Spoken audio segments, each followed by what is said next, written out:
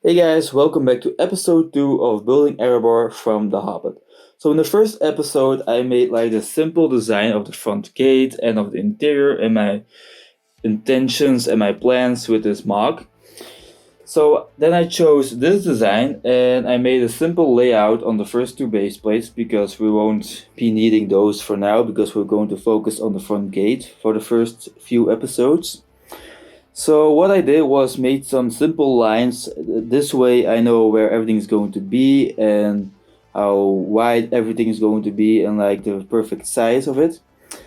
And my plan for today is making a simple prototype because I know like these straight lines are going to be fairly easy, but there's like this 30-degree angle on both sides and I don't know how I'm going to build that. So with this prototype, I may have a better view and a better idea of how I'm going to make it.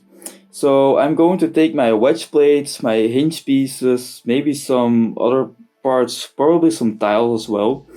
And I'm going to update you with the process of building the prototype.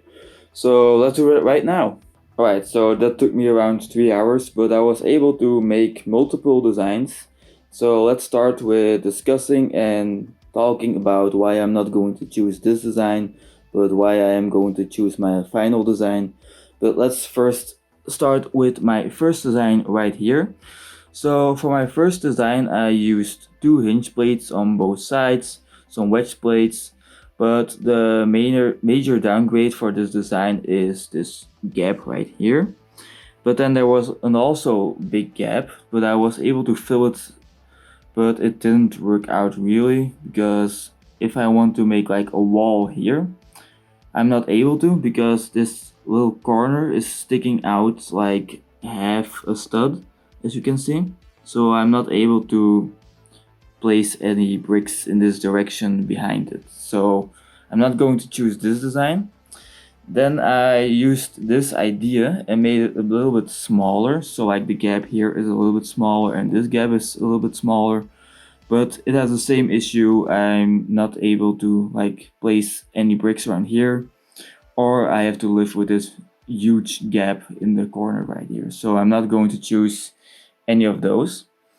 And then for my third design, I used also like two hinge pieces in this direction and this direction, and just one wedge plate in this direction.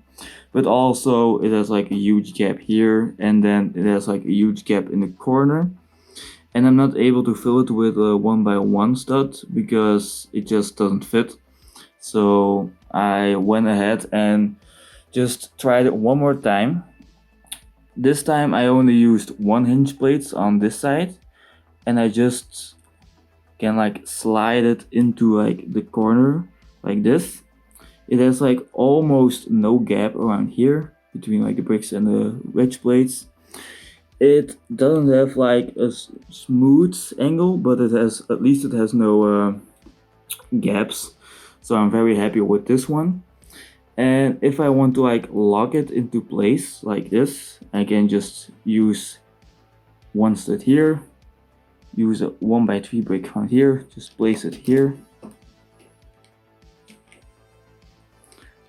Just like click like that. And that way it's just really secure. It has almost like no gaps. Really happy with this design, and the cool part is I can just like build next to it, but it's easier with like two hands, so I'm not going to do that. And then for this part I just used a 1x1 stud, 1x1 stud piece with some cheese slopes and some plates, so like the angle is as smooth as possible and you almost can't notice it. So I'm going to choose this design over these two designs. And what I'm going to do right now is implement this design and finally start building on the gate. So I'm just going to make it like this high, maybe some a little bit lower, maybe a bit higher, I don't know. But I want to start building on the gate because it's week 2 and I have like no process from last week. So I'm going to implement this design into the wall, and let's start with making a time lapse.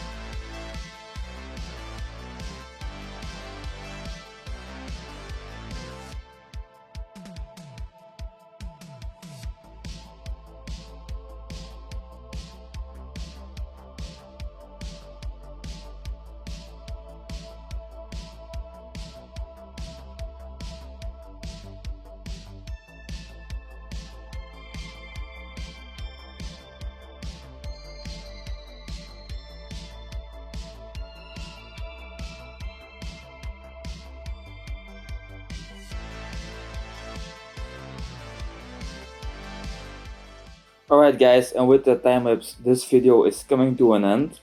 As you can see, I made my design 5 bricks tall, and I also used jumper plates just to give it that little bit more detail, and also I used light gray bricks to give it more color, because if everything was like dark bluish gray, it would be very boring to look at. But next week I'm going to spice it up a little bit more with some extra details, and also I'm going to add like some landscape up front.